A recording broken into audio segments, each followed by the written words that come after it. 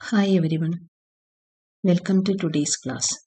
നമ്മൾ പഠിക്കാൻ പോകുന്നത് ബയോളജിയിലെ മോണോ ഹൈബ്രിഡ് ക്രോസ് എന്ന് പറയുന്ന ടോപ്പിക്കാണ്. എന്താണ് മോണോ ഹൈബ്രിഡ് ക്രോസ്? മോണോ എന്ന് പറഞ്ഞാൽ സിംഗിൾ എന്നർത്ഥം. It is a type of cross in which we are tracing the inheritance of a single character. ഒരു ക്യാരക്ടറിന്റെ മാത്രം ഇൻഹെറിറ്റൻസിനെ ട്രേസ് ചെയ്തുകൊണ്ടുള്ള ക്രോസിനെയാണ് നമ്മൾ മോണോ ഹൈബ്രിഡ് ക്രോസ് എന്ന് പറയുന്നത്. അതായത് ഒരേ ഒരു ക്യാരക്ടർ മാത്രം എങ്ങനെയാണ് ജനറേഷൻ ബൈ ജനറേഷൻ ഇൻഹെറിറ്റ് ചെയ്യപ്പെടുന്നത്. എക്സാമ്പിൾ ആയിട്ട് we are going to cross two plants, that is two pea plants. One is a tall pea plant and a dwarf pea plant. നമുക്കറിയാം tall, dwarf എന്നൊക്കെ പറയുന്നത് stem height എന്ന് പറയുന്ന ക്യാരക്ടറിന്റെ opposite traits ആണ്. Stem ഹൈറ്റിന്റെ opposite traits ആണ് tall and dwarf എന്ന് പറയുന്നത്. അപ്പോൾ ഓരോ ഓപ്പോസിറ്റ് ട്രേറ്റ്സിലും one character will be dominant and the other one will be recessive. അപ്പോൾ ഇവിടെ ടോൾ ആൻഡ് ഡ്വാർഫ് എന്നുള്ള ക്യാരക്ടർ കൺസിഡർ ചെയ്യുമ്പോൾ tall is the dominant one and dwarf is the recessive one. ഇതെങ്ങനെയാണ് നമ്മൾ മനസ്സിലാക്കുന്നത്? ഏതാണ് ഡോമിനന്റ് ഏതാണ് റിസസീവ് എന്ന് എങ്ങനെയാണ് നമുക്ക് മനസ്സിലാക്കാൻ പറ്റുക? Which character is expressed in the first generation, that is considered as the dominant character, and which one is hidden in the first generation, that is considered as the recessive character. അങ്ങനെയാണ് ഡോമിനന്റും റെസസീവും treat നമ്മൾ തിരിച്ചറിയുന്നത്. Okay, നമുക്ക് ക്രോസിലേക്ക് പോവാം.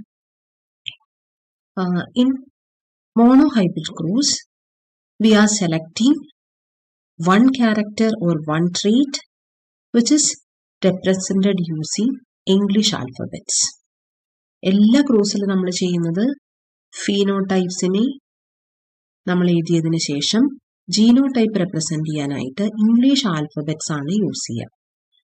Toll and dwarf എന്ന് പറയുന്നതാണ് ഇവിടെ phenotypes. Phenotypes എന്ന് പറഞ്ഞാൽ എന്താണ്? That is a visible traits or visible characters or expressed characters of organism. Tall, dwarf എന്ന് പറയുന്നത് ഫീനോടൈപ്സ് ആണ്. സോ ഇവിടെ നിങ്ങൾക്ക് കാണാൻ പറ്റും ടോൾ എന്നുള്ള ക്യാരക്ടറിനെ ഞാൻ ക്യാപിറ്റൽ ടി കൊണ്ടും ഡ്വാർഫ് എന്ന് പറയുന്ന ക്യാരക്ടറിനെ സ്മോൾ ടി കൊണ്ടുമാണ് റെപ്രസെന്റ് ചെയ്തിട്ടുള്ളത്. ഇനി എങ്ങനെയാണ് നമ്മൾ ഈ ലെറ്റർ സെലക്ട് ചെയ്യുന്നത്? നമ്മുടെ കൺവീനിയൻസിനായിട്ട് നമുക്ക് ചെയ്യാവുന്നത് നമുക്ക് തന്നിട്ടുള്ള ഓപ്പോസിറ്റ് ട്രേറ്റ്സിലെ ഏതാണ് ഡോമിനന്റ് ട്രേറ്റ് എന്ന് കണ്ടുപിടിക്കാം. ആ ഡോമിനന്റ് ട്രേറ്റിന്റെ ഫസ്റ്റ് ലെറ്റർ നമുക്ക് ചൂസ് ചെയ്യാം. അതായത് ഇവിടെ തന്നിട്ടുള്ള എക്സാമ്പിൾസിൽ ടോൾ ആണ് ഡോമിനന്റ് ട്രേറ്റ്. അപ്പൊ ടോളിലെ ഫസ്റ്റ് ലെറ്റർ ടി എന്നുള്ള ലെറ്റർ നമുക്ക് ത്രൂ ഔട്ട് ക്രോസിനായിട്ട് യൂസ് ചെയ്യാം. ഓക്കെ, അടുത്ത് നമ്മൾ ശ്രദ്ധിക്കേണ്ട കാര്യം, we have to represent the dominant trait using capital letters and a recessive trait using small letters. അതായത് ക്യാപിറ്റൽ ടി കൊണ്ടാണ് നമ്മൾ ടോൾനെസ് എന്ന് പറയുന്ന ക്യാരക്ടറിനെ റെപ്രസെന്റ് ചെയ്യുന്നത്. അതിന്റെ തന്നെ ഓപ്പോസിറ്റ് ട്രേറ്റ് ആയിട്ടുള്ള റെസസീവ് ട്രേറ്റ് ആയിട്ടുള്ള ഡ്വാർഫ്നെസ്സിനെ നമ്മൾ സ്മോൾ ടി കൊണ്ട് റെപ്രസെന്റ് ചെയ്യുന്നു. അപ്പൊ അടുത്ത ഡൗട്ട് വരാം, എന്തുകൊണ്ടാണ് നമ്മൾ ഒരു ലെറ്ററിന് പകരം പെയർ ഓഫ് ലെറ്റേഴ്സ് യൂസ് ചെയ്യുന്നത്? നമുക്കറിയാം പാരന്റ്സ് എന്ന് പറയുന്നത് ഡിപ്ലോയിഡ് കണ്ടീഷൻ എക്സിബിറ്റ് ചെയ്യുന്നതാണ്. പക്ഷെ ഗാമീറ്റ്സ് എന്ന് പറയുന്നത് എപ്പോഴും ഹാപ്ലോയിഡ് ആണ്. അതായത് പാരന്റ്സിൽ എത്ര ക്രോമോസോമാണ് ഉള്ളത് അതിന്റെ ജസ്റ്റ് ഹാഫ് മാത്രമേ ഗാമീറ്റ്സിൽ ഉണ്ടാവുള്ളൂ. അതുകൊണ്ട് പാരന്റ്സിനെ നമ്മൾ എപ്പോഴും പെയർ ഓഫ് ലെറ്റേഴ്സ് ഉപയോഗിച്ചും ഗാമീറ്റ്സിനെ സിംഗിൾ ലെറ്റർ ഉപയോഗിച്ചിട്ടുമാണ് നമ്മൾ റെപ്രസെന്റ് ചെയ്യുന്നത്. ഇത് മോണോ ഹൈബ്രിഡിന്റെ കേസിൽ. ഓക്കെ, അപ്പൊ നമ്മൾ ക്രോസ് ചെയ്യുമ്പോൾ ഫസ്റ്റ് സ്റ്റെപ്പ് എന്ന് പറയുന്നത് we should write the phenotypes of the parents. ഇവിടെ ടോൾ ആൻഡ് ഡ്വാർഫ് ആണ് ഫീനോടൈപ്സ്. അപ്പൊ അതിന് നമ്മൾ ഫസ്റ്റ് വേർഡ്സിൽ എഴുതുന്നു. അതിന് തൊട്ട് താഴെയായിട്ട് അതിന്റെ ജീനോടൈപ്സ് റെപ്രസെന്റ് ചെയ്യുന്നു. ജീനോടൈപ്പ് എന്ന് പറഞ്ഞാൽ അതിന്റെ അല്ലീലി കോൺഫിഗറേഷൻ അല്ലെങ്കിൽ ജനറ്റിക് കോൺഫിഗറേഷൻ. ഓക്കെ, അപ്പോൾ capital T will represent the toll plant, small T will represent the dwarf plant. Okay, ഇനി നെക്സ്റ്റ് സ്റ്റെപ്പിൽ നമ്മൾ ചെയ്യേണ്ടത് ഗാമീറ്റ്സിനെ റെപ്രസെന്റ് ചെയ്യലാണ്. ഗാമീറ്റ്സ് എന്ന് പറയുമ്പോൾ പാരന്റ്സിൽ എത്ര അല്ലീൽസ് ആണ് ഉള്ളത് അതിന്റെ ജസ്റ്റ് ഹാഫ് എഴുതുക, എൻസർക്കിൾ ചെയ്യുക. ഗാമീറ്റ്സ് എഴുതുമ്പോൾ എപ്പോഴും നമ്മൾ ശ്രദ്ധിക്കേണ്ട കാര്യം we should encircle the gametes. അതൊരിക്കലും നമ്മൾ മറന്നു പോകരുത്. അപ്പൊ ഗാമീറ്റ്സ് എഴുതി. അടുത്ത സ്റ്റെപ്പിൽ നമ്മൾ ചെയ്യേണ്ടത് filial 1 generation or F1 generation കണ്ടുപിടിക്കുന്നു. That's very simple. എന്താ നമ്മൾ ചെയ്യേണ്ടത്? 2 പാരന്റിൽ നിന്നും കിട്ടിയ ഗാമീറ്റ്സിനെ നമ്മൾ ജോയിൻ ചെയ്ത് എഴുതുന്നു. അപ്പോൾ ഈ പാരന്റിൽ നിന്ന് ക്യാപിറ്റൽ ടി എന്ന അല്ലീലും ഈ പാരന്റിൽ നിന്ന് സ്മോൾ ടി എന്നുള്ള അല്ലീലുമാണ് കിട്ടിയത്. രണ്ടും നമ്മൾ ജോയിൻ ചെയ്ത് ക്യാപിറ്റൽ ടി സ്മോൾ ടി എന്ന് എഴുതുന്നു. അപ്പൊ F1 ജനറേഷനിലെ എല്ലാ യങ് വൺസും എന്ത് കണ്ടീഷനാണ്? They are in heterozygous condition, capital T and small t. Okay, ഇനി നമ്മൾ ചെയ്യേണ്ടത് ഈ ഹെട്രോസൈഗസ് ഇൻഡിവിജ്വൽ ഏത് ഫീനോടൈപ്പ് ആണ് എക്സിബിറ്റ് ചെയ്യുന്നത് അത് അതിന്റെ ബ്രാക്കറ്റിൽ എഴുതാം. അപ്പൊ നമുക്കറിയാം എല്ലാ ഡോമിനന്റ് അല്ലീൽസിനും അതിന്റെ ക്യാരക്ടർ എക്സിബിറ്റ് ചെയ്യാനുള്ള കപ്പാസിറ്റി ഉണ്ട്. അപ്പൊ അതുകൊണ്ട് ക്യാപിറ്റൽ ടി എന്നുള്ള ലെറ്റർ ഇവിടെ ഉള്ളത് കൊണ്ട് definitely the plant will be tall. Okay, അപ്പൊ F1 ജനറേഷനിലെ എല്ലാ യങ് വൺസും ടോൾ പ്ലാന്റ്സ് ആയിരിക്കും. ഇനി നമ്മൾ എന്ത് ചെയ്യണം? സെക്കൻഡ് ജനറേഷൻ കണ്ടുപിടിക്കണം. F2 generation or filial 2 generation. അതിനായിട്ട് നമ്മൾ ചെയ്യേണ്ടത് F1നെ തമ്മിൽ സെൽഫിങ് നടത്തുക, സെൽഫ് പോളിനേഷൻ. ഇവിടെ നോക്കൂ, ഫസ്റ്റ് ജനറേഷൻ കിട്ടാനായിട്ട് നമ്മൾ എന്താ ചെയ്തത്? പാരന്റ്സിനെ തമ്മിൽ ക്രോസിംഗ് ആണ് ചെയ്തത്. പക്ഷേ സെക്കൻഡ് ജനറേഷൻ കിട്ടാനായിട്ട് നമ്മൾ എന്ത് ചെയ്യണം? How to do selfing or self pollination. അപ്പൊ നമ്മൾ എന്ത് ചെയ്യുന്നു? F1ന് കിട്ടിയിട്ടുള്ള യങ് വൺസിനെ നമ്മൾ അതേപോലെ എടുത്തെഴുതുന്നു, അവരെ തമ്മിൽ ക്രോസ് ചെയ്യുന്നു. 2 ഹെട്രോസൈഗസ് ആയിട്ടുള്ള ടോൾ പ്ലാന്റ്സിനെ ക്രോസ് ചെയ്യുന്നു. അപ്പൊ ഇവിടെയും നമ്മൾ ഇവിടെ ചെയ്ത പോലെ തന്നെ അടുത്ത് അതിന് തൊട്ട് താഴെയായി പാരന്റ്സിന് തൊട്ട് താഴെയായിട്ട് അതിന്റെ ഗാമീറ്റ്സ് എഴുതുന്നു. Since it is A heterozygous parent, there must be 2 different type of gametes, isn't it? അതായത് ഒരു ഗാമീറ്റിൽ ക്യാപിറ്റൽ ടി അതായത് ഡോമിനന്റ് അല്ലീലും അടുത്ത ഗാമീറ്റിൽ റെസസീവ് അല്ലീലും. അതേപോലെ തന്നെ ഇവിടെയും ക്യാപിറ്റൽ ടി അല്ലീൽ ക്യാരി ചെയ്യുന്ന ഒരു ഗാമീറ്റും സ്മോൾ ടി അല്ലീൽ ക്യാരി ചെയ്യുന്ന അടുത്ത ഗാമീറ്റും നമ്മൾ എഴുതുന്നു.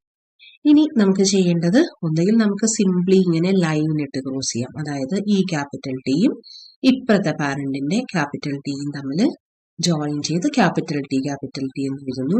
വീണ്ടും ഈ ക്യാപിറ്റൽ ടി കൊണ്ട് ഇപ്പുറത്തെ സ്മോൾ ടി ക്രോസ് ചെയ്ത് ക്യാപിറ്റൽ ടി സ്മോൾ ടി എന്ന് എഴുതുന്നു.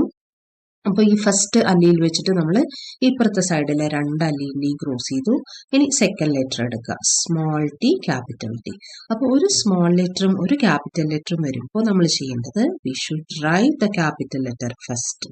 അപ്പൊ അതുകൊണ്ട് സ്മോൾ ടി ക്യാപിറ്റൽ ടി എന്ന് എഴുതുന്നതിന് പകരം നമ്മൾ എന്ത് എഴുതണം? ക്യാപിറ്റൽ ടി സ്മോൾ ടി എന്ന് എഴുതണം. ഇനി അടുത്തത് ഈ സ്മോൾ ടിയും ഇപ്പുറത്തെ സ്മോൾ ടിയും നമ്മൾ ജോയിൻ ചെയ്ത് എഴുതാം. ഓക്കെ, ഇനി ചിലർക്ക് ഇങ്ങനെ ലൈൻ ഇട്ട് ക്രോസ് ചെയ്യുമ്പോൾ മിസ്റ്റേക്ക് പറ്റാറുണ്ട്. അപ്പൊ അതിനായിട്ട് നമുക്ക് ചെയ്യാവുന്നത് നമുക്കൊരു പുന്നറ്റ് സ്ക്വയർ വരയ്ക്കാം. അതായത് ഇവിടെ ഓരോ പാരന്റിൽ നിന്നും 2 ഗാമീറ്റ്സ് വീതമാണ് പ്രൊഡ്യൂസ് ചെയ്തിട്ടുള്ളത്. അപ്പൊ നമുക്കൊരു 4 കോളംസ് ഉള്ള പുന്നറ്റ് സ്ക്വയർ വരയ്ക്കാം. പുന്നറ്റ് സ്ക്വയറിന്റെ ടോപ്പിലായിട്ട് ഈ ഫസ്റ്റ് പാരന്റിൽ നിന്ന് കിട്ടിയ 2 ഗാമീറ്റ്സ് എഴുതുന്നു. ഇതിന്റെ ഇപ്പുറത്തെ സൈഡിലായിട്ട് നമ്മൾ സെക്കൻഡ് പാരന്റിൽ നിന്ന് കിട്ടിയ ഗാമീറ്റ്സ് എഴുതുന്നു. ഇനി നമ്മൾ എന്ത് ചെയ്താൽ മതി? സിംപ്ലി നമുക്ക് ഇതിങ്ങനെ തമ്മിൽ ചേർത്ത് എഴുതിയാൽ മതി. അതായത് ക്യാപിറ്റൽ ടി ഈ കോളത്തിൽ എഴുതുന്നു. Then this capital T and this small T ഇപ്പുറത്തെ കോളത്തില്. Then capital T small T ഇവിടെ, small T capital T different letters ആണ്. സോ നമ്മൾ എന്ത് ചെയ്യണം? We should write the capital letter first. അങ്ങനെ ക്യാപിറ്റൽ ടി സ്മോൾ ടി എന്ന് എഴുതുന്നു. ആൻഡ് ഫൈനലി ഈ സ്മോൾ ടിയും കൂടെ ചേർത്ത് സ്മോൾ ടി. അങ്ങനെ നമുക്ക് F2 ജനറേഷൻ കിട്ടി. 4 പ്ലാന്റ്സിന് നമുക്ക് കിട്ടി. ഇനി നമ്മൾ ചെയ്യേണ്ടത് ഇതിലെ ഓരോ ജീനോടൈപ്പും ഏത് ഫീനോടൈപ്പ് ആയിരിക്കും എക്സ്പ്രസ് ചെയ്യാൻ കണ്ടുപിടിക്കും. അതായത് capital T it will exhibit the dominant phenotype, isn't it? Because capital T എന്ന് പറയുന്നത് dominant trait ആണ്. അപ്പൊ capital T എന്ന് പറയുന്ന ജീനോടൈപ്പ് ശരിക്കും എന്ത് പ്ലാന്റ്സ് ആയിരിക്കും? ടോൾ പ്ലാന്റ്സ് ആയിരിക്കും. Then capital T small T ഇവിടെ ഹെട്രോസൈഗസ് കണ്ടീഷൻ ആണ്. നമുക്കറിയാം ഹെട്രോസൈഗസ് കണ്ടീഷൻ വന്നു കഴിഞ്ഞാലും ഡോമിനന്റ് ക്യാരക്ടർ തന്നെയായിരിക്കും അവിടെ എക്സിബിറ്റ് ചെയ്യപ്പെടുന്നത്. അപ്പൊ അതുകൊണ്ട് capital T small T toll plant ആയിരിക്കും. തേർഡ് വൺ എന്ന് പറയുന്നത് വീണ്ടും ക്യാപിറ്റൽ ടി സ്മോൾ ടി, അവിടെയും എന്തായിരിക്കും? ഒരു ടോൾ പ്ലാന്റ് ആയിരിക്കും. ഇനി ലാസ്റ്റ് വൺ സ്മോൾ ടി ഇവിടെ രണ്ടും റെസസീവ് അല്ലീൽസ് ആണ്. രണ്ടും റെസസീവ് അല്ലീലാണെങ്കിൽ അത് ഡോഫ്നെസ് എന്ന് പറയുന്ന ക്യാരക്ടർ ആയിരിക്കും എക്സിബിറ്റ് ചെയ്യുന്നത്. കറക്റ്റ്. ഇനി ലാസ്റ്റ് ആയിട്ട് നമ്മൾ ചെയ്യേണ്ടത് F2 ജനറേഷന്റെ ഇൻവൺസിന്റെ ഫീനോട്ടിപ്പിക് റേഷ്യോയും ജീനോട്ടിപ്പിക് റേഷ്യോയും കാൽക്കുലേറ്റ് ചെയ്യും. വളരെ സിമ്പിളാണ്. ആദ്യം നമ്മൾ F2 ജനറേഷനിൽ കിട്ടിയ ഫീനോടൈപ്സ് നോക്കുക. നമുക്ക് 3 ടോൾ പ്ലാന്റ്സിനെ കിട്ടിയിട്ടുണ്ട്. കാണുന്നുണ്ടല്ലോ, ക്യാപിറ്റൽ ടി ജീനോടൈപ്പ് വരുന്ന 1 പ്ലാന്റും ഹെറ്ററോസൈഗസ് കണ്ടീഷനിൽ വരുന്ന 2 പ്ലാന്റ്സും കിട്ടി. അങ്ങനെ ടോട്ടൽ നമുക്ക് 3 ടോൾ പ്ലാന്റ്സ് കിട്ടി. ദെൻ ഫൈനലി ഒരു ഡ്വാർഫ് പ്ലാന്റ് കിട്ടി. അപ്പൊ ഫീനോടിപ്പിക് റേഷ്യോ എഴുതുന്ന സമയത്ത് നമുക്ക് എന്തായിരിക്കും എഴുതുക? Tall is to dwarf. Tall എന്ന് പറയുന്നത് 3യും ഡ്വാർഫ് എന്ന് പറയുന്നത് 1ഉം. ഫീനോടിപ്പിക് റേഷ്യോ എന്തായിരിക്കും? Will be 3:1. So for all monohybrid cross, the phenotypic ratio is 3:1. Okay, exceptions ചിലതുണ്ട്, അത് നമ്മൾ പിന്നീട് പഠിക്കും. ഓക്കെ, അപ്പൊ നോർമലി എല്ലാ മോണോഹൈബ്രിഡ് ക്രോസിനും ഫിനോടിപ്പിക് റേഷ്യോ എന്ന് പറയുന്നത് 3:1 ആയിരിക്കും. ഈ ടോൾ ആൻഡ് ഡ്വാർഫിന് പകരം നമുക്ക് ഏത് ക്യാരക്ടർ വേണമെങ്കിലും എടുക്കാം. വേറെ ഏത് ക്യാരക്ടർ എടുത്താലും phenotypic ratio of the F2 generation it will be 3:1. ഇനി അടുത്ത് നമുക്ക് കണ്ടുപിടിക്കാനുള്ളത് ജീനോടൈപ്പിക് റേഷ്യോ ആണ്. അപ്പൊ നമുക്ക് നോക്കാം ഈ പുന്നറ്റ് സ്ക്വയറിൽ നമുക്ക് എന്തൊക്കെ ജീനോടൈപ്പ് ആണ് കിട്ടിയിട്ടുള്ളത്. ഹോമോസൈഗസ് ഡോമിനന്റ്, അതായത് ക്യാപിറ്റൽ ടി ഒരെണ്ണം, then capital T small t, that is heterozygous, 2 in numbers, then last small t 1 അല്ലേ. അപ്പൊ നമ്മൾ ജീനോടൈപ്പിക് റേഷ്യോ എഴുതുന്ന സമയത്ത് ആദ്യം ജീനോടൈപ്സ് എഴുതുന്നു. 2 dominant alleles capital T 1, then capital T small t 2, and finally both recessive alleles 1. So what will be the genotypic ratio? Yes, it will be 1:2:1. So for every monohybrid cross, the genotypic ratio will be always 1:2:1. അപ്പൊ ഇത്രയേ ഉള്ളൂ. Monohybrid cross വളരെ simple ആണ്. നമ്മൾ ശ്രദ്ധിക്കേണ്ട ചില കാര്യങ്ങളുണ്ട്. അതിനനുസരിച്ച് ക്രോസ് ചെയ്യുകയാണെങ്കിൽ നമുക്ക് വളരെ ഈസി ആയിട്ട് ഇത് ചെയ്യാവുന്നേ ഉള്ളൂ. അപ്പൊ ഒന്നും കൂടെ എന്തൊക്കെ കാര്യങ്ങളാണ് നമ്മൾ മോണോഹൈബ്രിഡ് ക്രോസ് ചെയ്യുമ്പോൾ ശ്രദ്ധിക്കേണ്ടതെന്ന് ഒന്നും കൂടെ പറയാം. ആദ്യം നമ്മൾ പാരന്റ്സിന്റെ ഫീനോടൈപ്പ് എഴുതുന്നു. അതിനുശേഷം ഫീനോടൈപ്പിലെ ഡോമിനന്റ് ട്രേറ്റിന്റെ ഫസ്റ്റ് ലെറ്റർ നമുക്ക് റെപ്രസെന്റ് ചെയ്യാനായിട്ട് ചൂസ് ചെയ്യുന്നു. Then we are representing the dominant trait using a pair of capital letters and the recessive trait using a pair of small letters. Then we have to encircle the gametes. അപ്പോൾ എപ്പോഴും gametes എഴുതുമ്പോൾ ശ്രദ്ധിക്കേണ്ടത് gametes are haploid. So parental cell ഉള്ളതിന്റെ just half the number of chromosomes മാത്രമേ ഉണ്ടാവുള്ളൂ. Encircle ചെയ്യാൻ മറന്നു പോകരുത്. ദെൻ F1 ജനറേഷൻ എഴുതുന്നു. F1 ജനറേഷൻ എന്ന് പറയുന്നത് എപ്പോഴും ഹെറ്ററോസൈഗസ് ആയിരിക്കും.